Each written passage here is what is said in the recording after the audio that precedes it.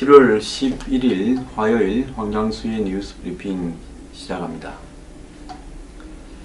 자, 북한에 대해서 압력을 넣어서 강제적으로 한국이 운전하는 조수석에 앉혀서 미일 중러 4개국과 함께 협상의 방향으로 가겠다라는 문재인 정부의 정책, 이것이 과연 통할 수 있을 것인가? 자, 강경화 외교부 장관은 세컨더리 보이콧을 미국과 협의 중이라고 이야기를 합니다. 유엔 안보리에서 중러가 반대하니까 이 미국과 한국 그리고 동참하는 국가들이 유엔 안보리 결의와는 이렇게 별도로 독자적인 결의를 한다. 제재를. 그러면서 그 제재의 목적은 북한으로 하여금 대화로 나오지 않을 수 없도록 한다. 그러면 북한에 이 대화를 끌어내기 위한 강력한 또 유일한 카드가 뭐냐? 중국이 북한에 원유 공급을 하는 부분을 제한하는 부분이다. 중국이 이 송유관을 잠그면 3개월 안에 북한에 명줄이 끊어져서 군사 안보 분야에 치명타를 입을 것이다. 중국이 북한의 원유의 한 100만 톤 정도를 이렇게 좌우하고 나머지 20, 30만 톤을 러시아나 인접 국가가 되는 걸로 지금 그렇게 나오고 있는데요. 자, 중국이 그러면 북한의 원유를 차단할 수 있을 것인가? 제가 봤을 때는 절대로 불가능할 것이라고 봅니다. 문재인 대통령의 신베를린 선언이나 이런 것들요, 내용상으로 보면 그럴싸하지요. 근데 국제 간의 관계는 한마디로 거의 마피아의 세계와 비슷한 조폭과 건달의 세계와 사실은 똑같습니다. 겉으로는 외교의 어떤 화려함 그리고 젠틀함이 보이지만은 그 이면에는 한마디로 아주 치졸하고 네 편이냐 내 편이냐를 먼저 가리고 내 이익이 우선이 되는 것이 무엇이냐, 이런 어떤 관점에서 모든 결정을 하는데요. 문재인 대통령의 저런 한마디로 먹물들이 책상 위에서 쓴 듯한 베를린 선언을 가지고 북한을 끌어낼 수 있겠는가? 제가 봤을 때 미국, 일본, 한국이 엊그제 독일에서 공동성명을 22년 만인가 발표를 했지만은 일본은 지금 듣기로 한국이 과연 이 전선을 끝까지 유지할 것인가 의문을 가지고 있다. 아베가 흔들리기는 하지만 내년까지 잘 버틸 거다. 그러면 일본으로서는 한국이 빠지게 되었을 때 미일 관계에서 한국의 역할까지 일본이 떠맡으면서 일본의 자위대를 일본 국방군으로 이렇게 재편하는 개헌을 성사시키는 것이 더욱더 중요하다. 이런 식으로 논리를 전개하고 있다고 들었습니다. 자, 우리하고 같은 민족인 북한이 사고를 치고 있는데 우리가 이 한반도니까 한국이 주도해서 이 문제를 대화로 해결해 보겠다 라고 이야기를 하고 있지만은 주변국의 사정은 전부 다 각자 계산이 다릅니다. 자, 북한은 오직 미국만 바라보고 있고 문재인 대통령의 베를린 구상에 대해서는 5일이 지나도록 아무런 반응을 보이지 않고 있습니다. 강경화 외교부 장관은 어제 국회에서 다음 달에 필리핀에서 아시아 안보 포럼 회의가 열리는데 이 자리에 이용호 북한의 외무상이 참석을 하니까 그와 한번 접촉을 해 보겠다라고 이야기를 했습니다. 자, 강은 북핵사고 방법론의 차이가 있을 뿐 한미일 북중러 신냉전 아니다라고 이야기를 합니다. 저는요, 비서나 통역 출신은 결국은 바라보는 사고가 그 수준을 벗어나지 못한다. 이런 어떤 이 관점에서 강경화가 외양상으로 보이는 그럴싸함과 또 그의 무슨 유엔의 뭐 화려한 경력 어쩌고 하지만은 이 사람의 이 전반적인 경력은 남을 보좌하거나 비서를 하거나 통역을 하는 부분에 있었기 때문에 본인이 현 어떤 국제 정세를 통찰력 있게 비전을 가지고 파악하는 능력은 상당히 결여되어 있다고 보고 있습니다. 이 사람이 메르켈하고 문재인 대통령하고 회담에 지지율 41%가 언급이 되니까 지금 지지율은 무슨 80%다. 문 대통령의 통역기가 보장이 하니까 자기 걸 끼워줬다. 이런 게 중요한 게 아닙니다. 외교부 장관은 그런 거 하는 거 아니에요. 그런 자리에서 끼어드는 것도 아닙니다. 중요한 부분은요.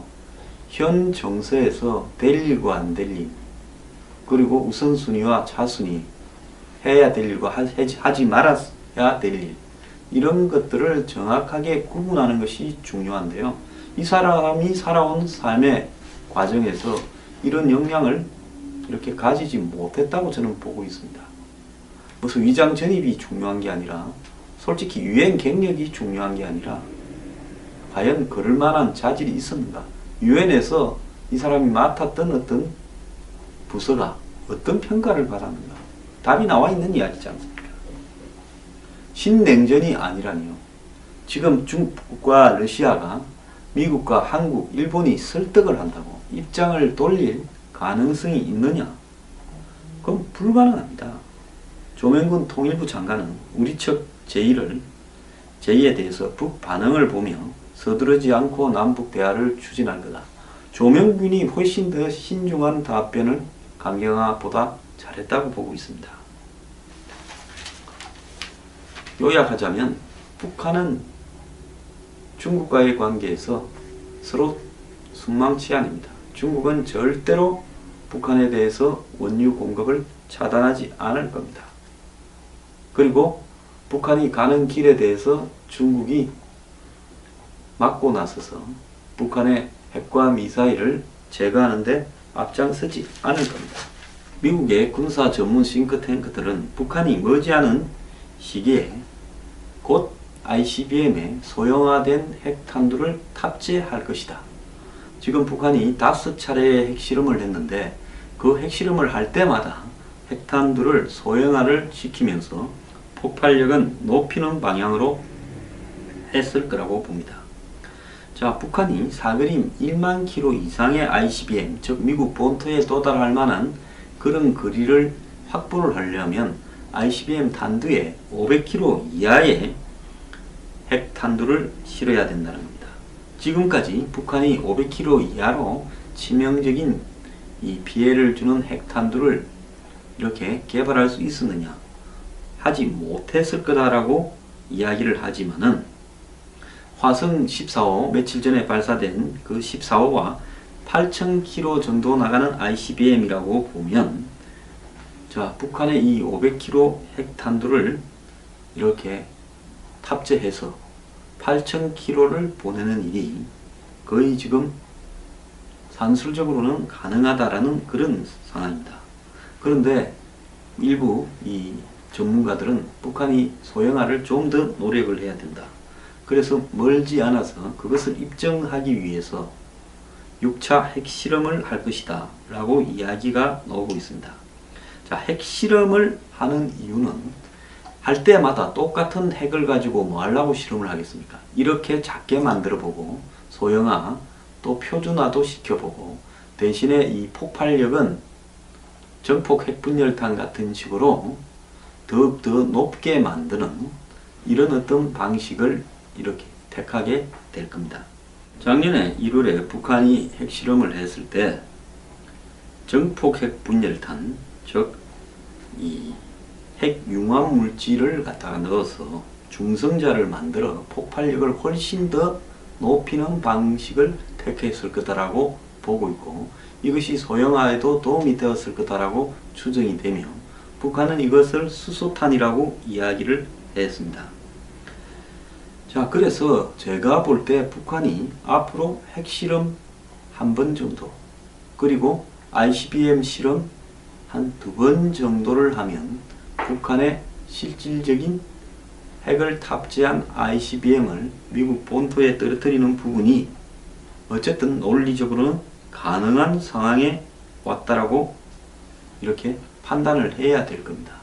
지금 한국이나 일부 미국 군사 당국은 북한의 이런 핵과 미사일 능력에 대해서 의도적으로 과소평가하고 있는데요. 이것 또한 정치적으로는 그럴 필요가 있을지 모르나 제가 봤을 때 있는 위협과 현실을 양국 국민들에게 제대로 알리는 것이 더 중요한 게 아닌가 생각을 합니다.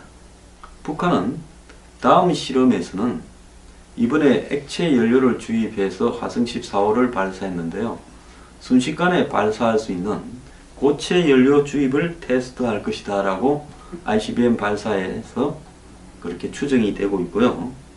실제로 북한이 이 워싱턴까지 현재의 미사일 기술로 이렇게 ICBM을 날려보낼 수 있다라는 이야기도 지금 나오고 있습니다. 화성 14호는 1단, 2단 추진체를 떨어뜨리고 3단 추진체가 정점으로 올리는 이런 로켓이었습니다. 자, 올라가면서 1단, 또 한 번 더 2단, 그리고 3단 되면서 2881km까지 올라갔습니다. 자, 이 탄두가 가벼워지면 비거리가, 날아가는 거리가 높아지고 탄두가 무거우면 멀리 날아가는데 지장을 겪게 되겠죠. 그래서 북한이 지금 화성 14호에 탑재할 핵 탄두의 무게를 절반으로 줄인다면 8,000km를 날아가는 것이 실질적으로 한 1-2,000km까지 날아갈 수도 있다고 지금 전망이 됩니다. 그래서 이번에 8,000km를 날아가는 데는 1톤 핵탄두를 기준으로 설정을 했을 가능성이 많습니다. 그래서 탄두에 실질적으로 핵을 넣은 것은 아니지만 핵이 들어갔을 때의 무게와 비중을 똑같이 만드는 모의 핵탄두를 탑재하고 쐈겠죠. 그래서 북한이 이 탄두의 무게를 줄이는 부분이 거리를 더 확보하는 부분과 결정적인 관련성이 있다고 보면 탄두를 더 소형화해서 폭발력을 어느 정도 확보하는 6차 핵실험을 머지않아 할 거라고 보고 있습니다. 북한은 과거 파키스탄이 그래했던 것처럼 여러가지 종류의 소형 핵폭탄을 이번에 6차 핵실험에서 한꺼번에 동시 폭발시키는 방법을 택할 가능성이 있다고 봅니다. 왜냐하면 계속 핵실험을 자주 하게 되면 주변국들을 자극하면서 자신들도 좀 위험해질 수 있으니까 한 번 할 때 자기들이 확보해 놓은 여러가지 방법의 소형 핵탄두를 동시에 터뜨려서 그 중에 가장 효과가 큰 것을 선택할 가능성이 있다는 거죠. 자, 그러면서 핵탄두 한 개를 날려보낼 때 거기에 요격 미사일을 유인하는 가짜 유인체를 한 12개 정도 같이 쏴서 보낸다는 겁니다. 그러니까 워싱턴 DC를 향해서 북한이 소형화된 핵탄두를 탑재한 ICBM을 날리는데 여기에 유인체를 이렇게 같이 탑재해서 날리다가 유인체가 실제로 이 타겟 지점에 다가갈 때 흩어져서 날라오는 요격 미사일을 헷갈리게 한다는 거죠. 지금 이 비행기끼리 서로 이렇게 공중전을 벌일 때 상대가 요즘 레이더도 좋고 미사일도 좋으니까요. 걸리면 바로 이렇게 폭발되니까 그때 이제 뭡니까? 비행기에서 상대의 미사일을 갖다가 따라오지 못하도록 유인하는 유인체를 갖다가 가지고 흘립니다. 그러면 미사일은 그것이 마치 비행기라고 착각을 하고 그쪽으로 날아가게 되는 부분이죠. 북한이 지금 그 기술까지도 이렇게 개발하고 있는 걸로 보이는데요. 미국 중앙정보부의 이 월드 팩트북을 보면 북한의 2015년 GDP는 구매력 평가 기준으로 400억 달러인데 한국이 1조 9,290억 달러니까 이 한국의 48분의 1로 세계 115위의 GDP를 가지고 있다고 합니다. 1인당으로 따지면 1,700달러에 불과합니다. 세계 최빈국의 즉 아프리카 국가 수준밖에 안 되는 거죠. 1990년대 중후반에 북한은 가뭄으로 수백만 명이 굶어 죽는 고난의 행군이라고 부르는 최악의 상황도 이렇게 거쳤습니다.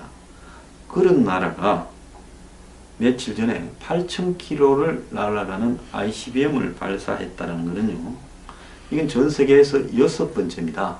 미국, 중국, 러시아, 이스라엘, 인도 다음에 6번째로 추정이 되는데, 이런 극단적인 부조화는 유례를 찾기 어렵다는 거죠. 팬티도 제대로 못 만드는 나라에서 핵을 탑재한 ICBM을 미국으로 8,000km를 날려 보낸다.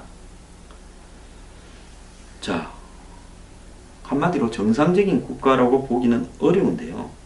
1980년대부터 북한은 소련이 미사일 기술 이전을 거부하니까 옛 소련제 스커드 미사일을 이집트에서 사들여서 부품을 분해해가지고 거꾸로 다시 조립하는 역설계 방식으로 이렇게 스커드 B형 미사일을 완성을 했고, 90년대 소련이 붕괴가 되니까 한마디로 정부의 지원이 끊긴 소련의 미사일 로켓 연구소 기술자들을 대량으로 수백 명을 북한으로 이주시켜서 그들에게 많은 지원을 해주면서 노동, 무수단, 대포동 같은 다양한 미사일을 만들었습니다. 근데 이런 모든 미사일은 1950, 60년대에 있던 낡은 미사일, 스커드 계열 미사일에서 나온 건데요. 그 다음 엔진 또한 이 50년대, 60년대에 엔진을 달고 있습니다. 그래서 북한이 미사일을 여러가지 종류를 만들어서 날려보내지만은 그 기술의 근본적인 바탕은 50년대, 60년대의 수준을 조금 개량한 부분이라서 그걸로 가지고 실제로 ICBM이 되겠는가 하고 다른 나라들은 다 안심하고 있었는데, 최근에 옛 소련의 기술과는 완전히 단절을 한 채 새로운 형태의 미사일을 만드는, 한마디로 로켓을 만드는 기술을 익혀서 SLBM을 만들고, 그 다음에 이 고체 연료 로켓을 만들고, 그 다음에 대륙간 탄도탄을 만들고, 또 이 로켓 엔진을 새로 개발하고, 이러면서 고유한 북한형 미사일들을 지금 완성시켜 가고 있는 겁니다. 자, 트럼프는 지금 고민에 빠졌습니다. 북한을 선제 폭격할 것인가? 그럴 가능성이 별로 없다고 제가 말하지 않았습니까? 그럼 중국을 시켜서 북한을 숨통을 쪼을 것인가? 중국이 협조할 가능성이 거의 없다고 보고, 중국은 이제 배째라고 나오고 있습니다. 북한은 헬명이다. 한국이 사드를 철회해라. 미국 보고 우리 할 만큼 했으니 더 이상 강요하지 마라. 유엔에서도 더 제재 못하겠다, 이렇게 나오고 있습니다. 자, 그러면 김정은이 없는, 김정은만 드러낸 북한을 만들려고 하면 그것은 결정적으로 중국이 북한에 가지고 있는 영향력을 동원해서 김정은에 대한 쿠데타를 사주할 수 있어야 되는데, 중국이 과연 그런 모험을 할 것인가? 미국의 압박에 따라서 저는 하지 않을 거라고 보고 있습니다. 시진핑도 지금 올 10월에 전인대에서 자신이 거의 황제급 위치에 올라가기 위해서 여러 가지 노력을 하고 있고, 그 일환으로 얼마 전에 홍콩까지 가서 시찰하는 모습을 보였습니다. 자, 이런 시진핑이 트럼프의 지시를 받아서 북한을 이렇게 체제를 변경하거나 김정은을 날려버리는 이런 선택을, 또 북한의 숨통을 쪼는 선택을 할 가능성은 없다고 보고 있습니다. 그렇다면 북한 문제 때문에 미중 관계도 제대로 악화되는 상황이 될 거고, 결국은 북한의 핵과 미사일을 미국이 군사적으로 결단을 내리지 못한 상황에서 계속 시간만 한 1년 정도 더 가고, 저는 1년 미만이라고 보고 있습니다. 내년 이맘때는 북한이 완벽한 기술을 확보해서 보란듯이 미국에 도달할 수 있는 핵을 탑재한 미사일을 쏠 겁니다. 자, 이런 상황에서 오늘 어떤 신문 칼럼은 북한에 거부할 수 없는 제안을 하도록 트럼프하고 협의해라는데, 북한에 거부할 수 없는 제안을 하는 것은 우리한테는 치명적인 제안이 될 거니까 그런 제안은 하지 말아야 됩니다. 북한이 거부할 수 없는 제안은 뻔하지요. 너네 핵을 가진 거 인정해 줄게. 그것밖에 더 있겠습니까?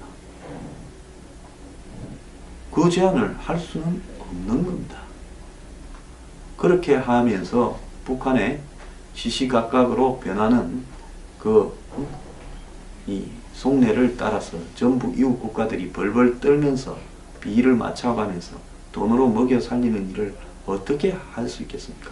그런 글을 써서 칼럼이라고 올리는 이런 언론사의 간부들이라는 사람들도 정신 나간 사람들이고요. 결국은 이 문재인 이 두 사람이 지금 오늘날 북한이 핵을 완성시켜가는 이 찰나에서 한국의 대북 정책을 총괄하는 입장에 있다라는 이런 부분에서 결국은 북한이 핵을 마무리 짓는 이후에 이 모든 피해를 한국이 겪게 될 가능성을 지금 매우 높이는 쪽으로 방향을 택하고 있는 게 아닌가 하는 생각입니다. 제가 만약에 한국의 대북 정책을 이렇게 감당을 할 수 있다면요, 저는 일단 미국이 중국과 파국적인 상황을 빨리 가라고 촉구하겠습니다. 그리고 미국 측이 북한을 핀셋으로 이렇게 폭격을 해달라고 요구를 하겠습니다. 자, 그러면 그 대가는 한국이 치를 가능성이 있는데요. 북한 또한 미국이 폭탄을 한 발이라도 떨어뜨리는 순간 그 부분은 이 제3차 세계대전 이상으로 어마어마한 전쟁으로 간다라는 것을 알고 있기 때문에 지금 추가적인 핵실험이나 도발을 하지 못할 겁니다. 누군가는 북한을 폭격해야 된다는 이야기를 해야 된다는 겁니다. 그런다고 해서 그것이 실질적으로 관철될 가능성은 거의 없습니다. 한쪽은 북한을 폭격해야 된다라고 강하게 주장을 하고 명분이 있는 쪽이, 미국이 왜 레드라인을 넘었는데 북한을 폭격하지 않느냐, 당신들은 북핵을 미사일을 당신들을 겨냥한 건데 제거할 의지가 있느냐라고 해서 트럼프가 국내외의 의회와 언론에 의해서 싱크탱크에 의해서 코너에 몰리는 양상으로 가야 된다는 겁니다. 지금 보면요, 트럼프는 즐기고 있어요. 이 북한이라는 문제가 나한테 꼭 골치 아픈 것만 아니다. 내가 가끔씩 성질을 내면 한국도 내 비위를 어쨌든 겉으로는 맞추는 척 할 거고, 그리고 내가 지금 러시아 게이트가 심상찮아지는 부분도 있는데 그때마다 이 문제를 가지고 내가 끌고 가면 되고, 최악의 경우에는 또 이 위기를 돌파하기 위해서 다른 또 상황을 만들 가능성도 있지 않냐는 겁니다. 그 트럼프의 선택인데, 트럼프의 선택이 아니라 한국이 트럼프를 코너로 몰아서 북한을 폭격해달라.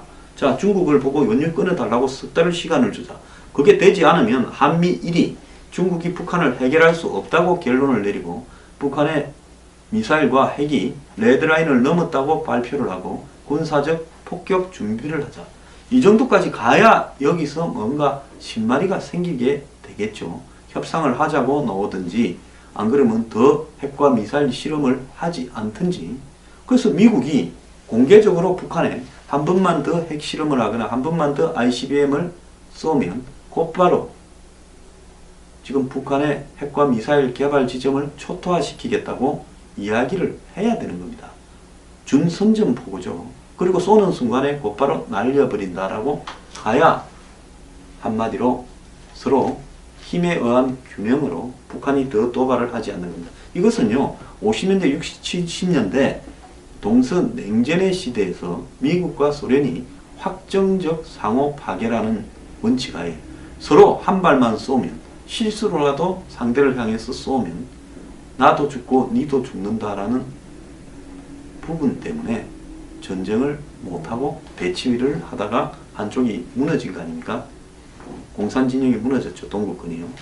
마찬가지로 그때보다는 소련과 미국의 대결보다는 북한과 미국은 게임도 안 되는 대결입니다. 그렇다면 미국이 너네 한 번만 더 핵실험하거나 ICBM 쏘면 그 순간에 너네는 다 죽었다라고 최후 통첩을 하라고 한국이 총대를 메고 이야기를 해야 되는 겁니다. 그런데 한국이 지금 운전석에 앉아서 북한을 조수석에 태우겠다고 하니 이게 답이 없는 겁니다.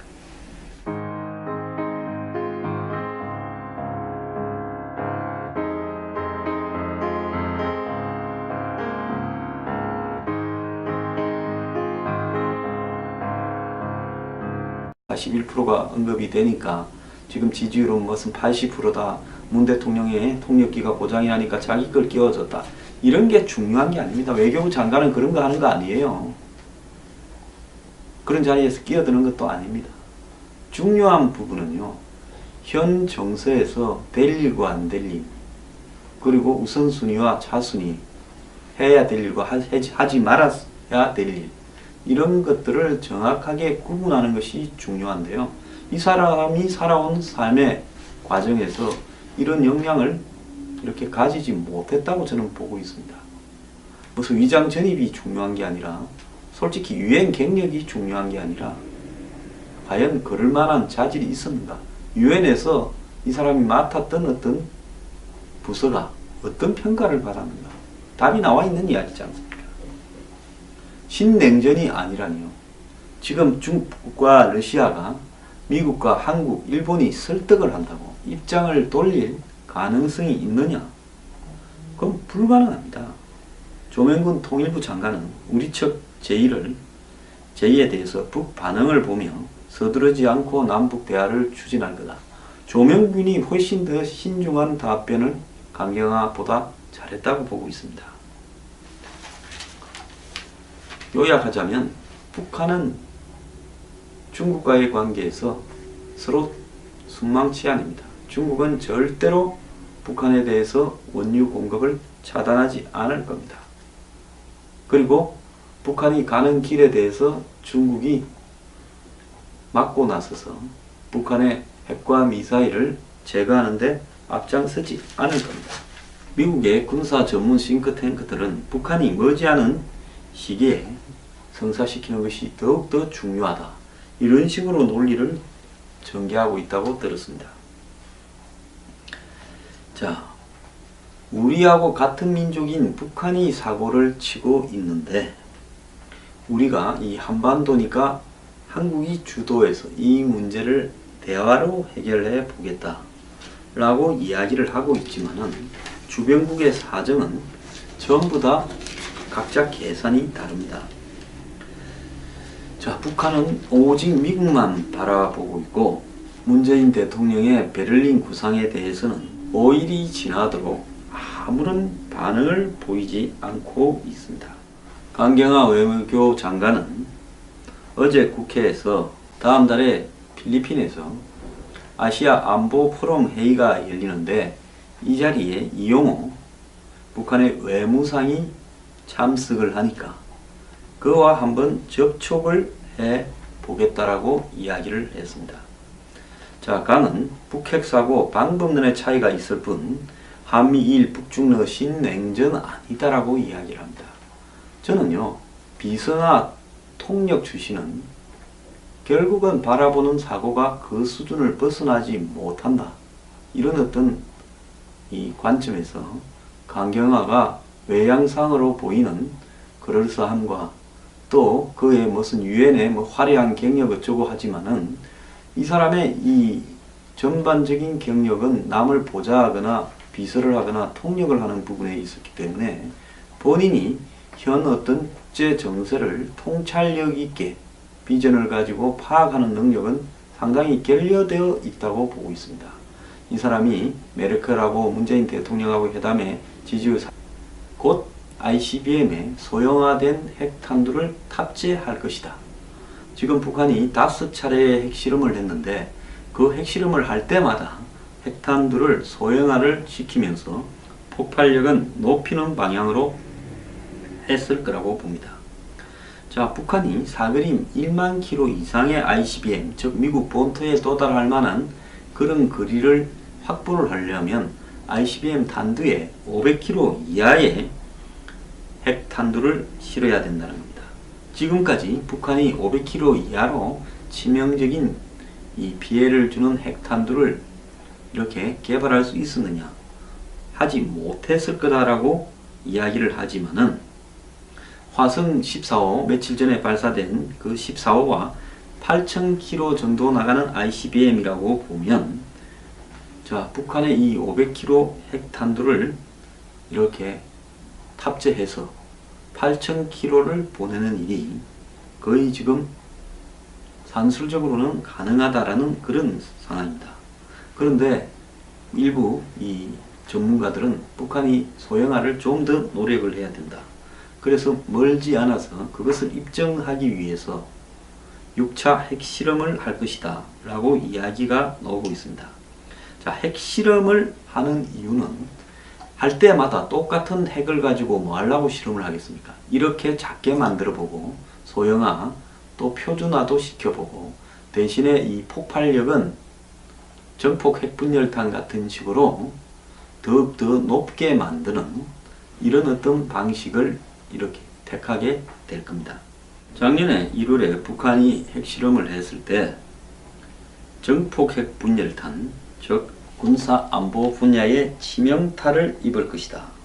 중국이 북한의 원유의 한 100만 톤 정도를 이렇게 좌우하고 나머지 20-30만 톤을 러시아나 인접 국가가 되는 걸로 지금 그렇게 나오고 있는데요. 자, 중국이 그러면 북한의 원유를 차단할 수 있을 것인가?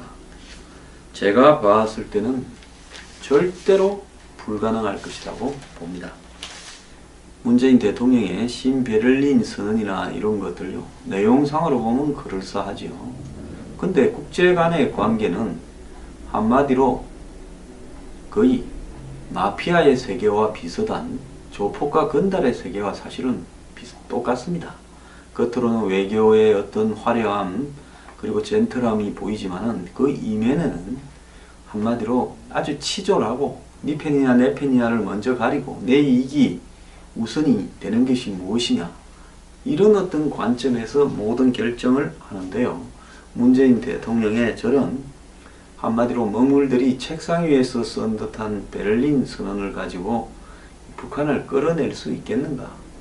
제가 봤을 때 미국, 일본, 한국이 엊그제 독일에서 공동성명을 22년 만인가 발표를 했지만은 일본은 지금 듣기로 한국이 과연 이 전선을 끝까지 유지할 것인가 의문을 가지고 있다. 아베가 흔들리기는 하지만 내년까지 잘 버틸 거다. 그러면 일본으로서는 한국이 빠지게 되었을 때 미일 관계에서 한국의 역할까지 일본이 떠맡으면서 일본의 자위대를 일본 국방군으로 이렇게 재편하는 개헌을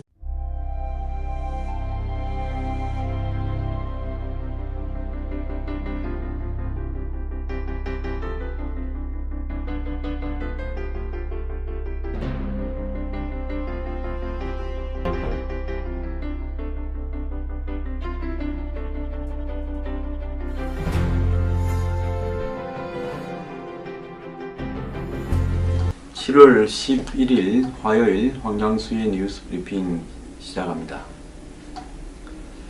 자, 북한에 대해서 압력을 넣어서 강제적으로 한국이 운전하는 조수석에 앉혀서 미일 중러 4개국과 함께 협상의 방향으로 가겠다라는 문재인 정부의 정책, 이것이 과연 통할 수 있을 것인가? 자, 강경화 외교부 장관은 세컨더리 보이콧을 미국과 협의 중이라고 이야기를 합니다. 유엔 안보리에서 중러가 반대하니까 이 미국과 한국 그리고 동참하는 국가들이 유엔 안보리 결의와는 이렇게 별도로 이 독자적인 결의를 한다. 제재를. 그러면서 그 제재의 목적은 북한으로 하여금 대화로 나오지 않을 수 없도록 한다. 그러면 북한의 이 대화를 끌어내기 위한 강력한 또 유일한 카드가 뭐냐? 중국이 북한에 원유 공급을 하는 부분을 제한하는 부분이다. 중국이 이 송유관을 잠그면 3개월 안에 북한에 명줄이 끊어져서